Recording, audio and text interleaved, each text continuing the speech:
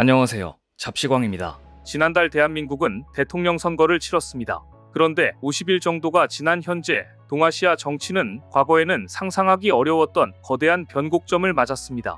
마치 약속이라도 한 듯 동아시아의 두 핵심 국가에서 동시다발적인 정치대지진의 전조가 감지되고 있습니다. 일본에서는 집권 자민당, 공명당 열린여당이 참의원 선거에서 전례 없는 참패를 기록하며 과반 의석을 상실했고, 이로 인해 오랜 기간 유지되어 온 정치적 기반이 송두리째 흔들리고 있습니다. 이는 단순한 선거 패배를 넘어 일본 정치의 근본적인 지형 변화를 예고합니다. 동시에 중국에서는 시진핑 주석의 건강 이상설과 함께 내부 권력의 균열 조짐이 확산되는 등 시진핑 리스크가 가시화되고 있습니다.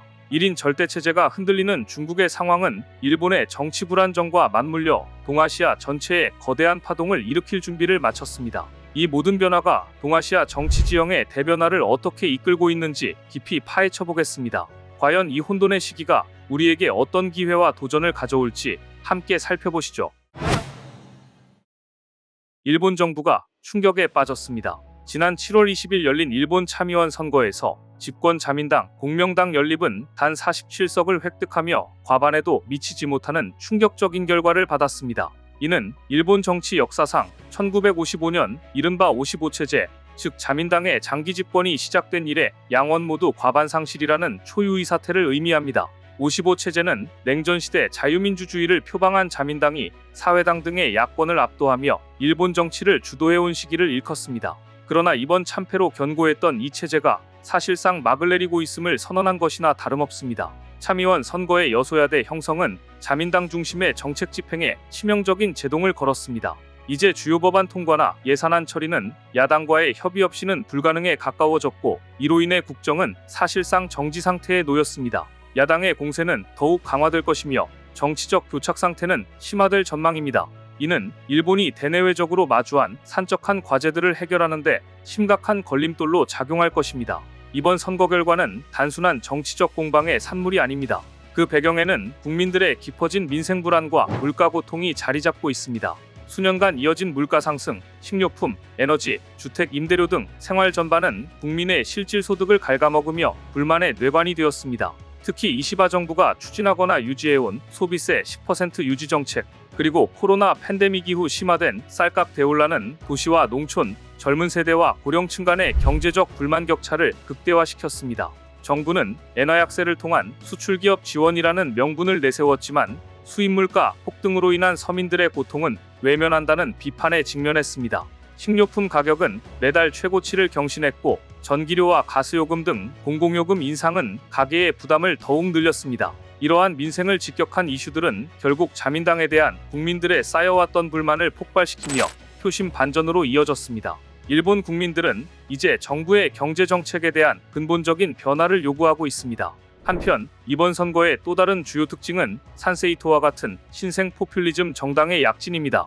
이들은 기존 주류 정치에 대한 불만을 파고들어 우익 정서를 앞세워 14석 이상을 획득하며 급부상했습니다. 재패니즈 퍼스트의 메시지를 강하게 던지며 전통적인 유권자층을 흔들었고, 이는 기존 양대 정당 체제에 균열을 내는 결과를 낳았습니다. 일본 정치 지형은 이제 명실상부한 다당제 시대로 접어들었으며, 이 새로운 정치 세력의 등장은 향후 일본 국정 운영의 복잡성을 한층 더 심화시킬 것입니다. 선거 참패에도 불구하고 이시바 총리는 미일 관세 협상과 경제 외교 일정이 산적해 있고, 이 시점에서 총리직 사임은 국익에 해를 끼칠 수 있다며 현 시점에서 사임은 곤란하다는 입장을 고수했습니다. 사실상 이 정도 선거 참패이면 내려와야 하는 게 당연합니다. 이러한 발언은 외견상 국정에 대한 책임감을 강조하는 것처럼 보였지만, 오히려 자민당 내부와 야당에서는 선거 패배의 책임을 회피하려는 무책임한 발언이라는 비판의 불씨를 지폈습니다. 총리의 리더십은 사실상 위기에 직면했습니다. 자민당 내부에선 선거 패배에 대한 책임론이 격화되고 있습니다.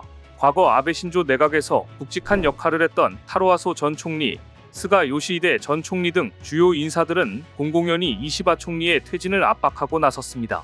이들은 당의 지지율을 회복하고 전국 혼란을 수습하기 위해선 지도부 개편이 불가피하다는 목소리를 높이고 있습니다.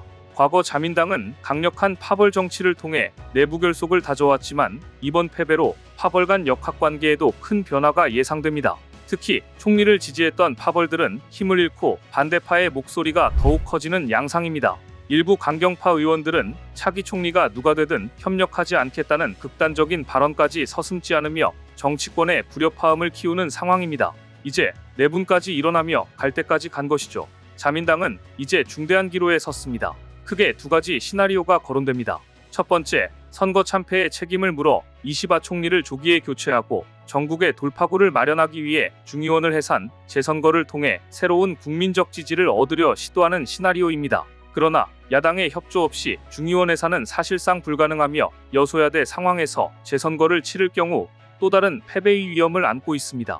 두 번째, 이시바 총리가 자리를 지키되 부족한 의석수를 보완하기 위해 중도 야당 또는 급부상한 극우정당 산세이토와의 협력을 시도하는 것입니다.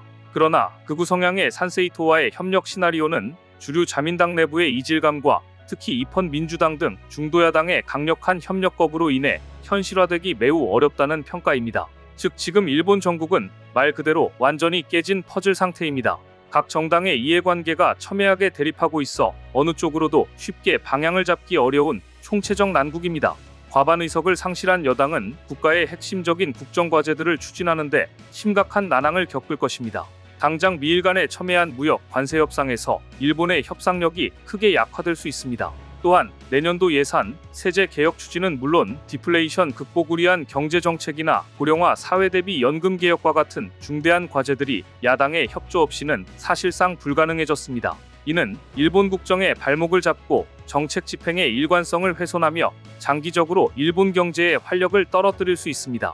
일본 내외 금융시장은 이번 선거 결과에 즉각적이고 민감하게 반응하고 있습니다. 선거 결과 발표 직후 제2지비 금리 급등과 엔화 가치 급격한 하락은 이미 현실화되고 있으며 이는 일본의 경제 불안정이 국제 금융시장으로 전이될 수 있음을 시사합니다. 엔화 약세는 일본의 수출 기업에는 단기적 이득이 될 수 있으나 에너지 등 수입 물가 상승을 심화시켜 가계 경제에 이중고를 안기고 장기적으로는 해외 투자 자본의 이탈을 가속화할 수 있습니다. 또한 미국의 아시아 전략에 있어 핵심 동맹국인 일본의 정치적 불안은 미일 경제협력 일정 재조정 움직임으로 이어지고 있습니다. 자민당이 과거 주장하던 강력한 리더십과 안정을 다시 되찾기 위해선 이전과는 완전히 새롭게 조정된 정치 구도를 수립해야 합니다. 이는 기존의 보수적인 기득권층을 뛰어넘는 혁신적인 변화를 요구하며 일본 정치의 중대한 시험대가 될 것입니다. 물론 이 같은 일본의 위기는 동아시아 전체의 지정학적 흐름 속에서 이해할 필요가 있습니다. 특히 동아시아의 또 다른 거대한 축인 중국에서도 시진핑 정권의 불안정한 징후들이 포착되며 상황을 더욱 복잡하게 만들고 있습니다. 일본의 상황이 외부 변수였다면 중국의 상황은 내부적인 권력 구조의 균열에서 시작됩니다. 최근 외신 보도에 따르면 시진핑 주석의 건강 우려가 다시금 고조되고 있다는 관측이 나오고 있으며 이와 함께 과거 권력을 잃었던 관료들이 다시 복귀할 수 있다는 권력이동 압력 또한 감지되는 상황입니다. 특히 군부 고위 인사의 숙청이 이어지며 내부 권력 투쟁의 심화 가능성도 제기되고 있습니다. 이러한 일련의 움직임들은 시진핑 1인 체제의 견고함에 의문을 제기하게 만듭니다. 즉, 일본만이 아니라 중국에서도 권력 구조의 변화, 압력이 가시화되고 있다는 의미입니다. 이 같은 동시대 정치 균열의 배경이 현재 동아시아 상황을 이해하는 데 매우 중요한 맥락을 제공합니다. 두 강대국에서 동시에 발생하는 권력의 불안정은 예측 불가능한 국제질서 재편의 도화선이 될 수 있습니다. 2025년 여름 동아시아는 격동의 한복판에 있습니다. 일본은 정치, 경제, 외교의 삼중고에 빠져 있으며 그 깊이는 예상보다 심각합니다. 여기에 중국의 권력 위기가 동아시아 불안의 또 다른 축으로 동시에 작동하며 동아시아는 현재 정치 격변의 한가운데 있습니다. 이 와중에 일본의 다음 선택은 단순히 일본만의 문제가 아닌 향후 동아시아 국제정치의 방향성에도 결정적인 영향을 줄 것입니다.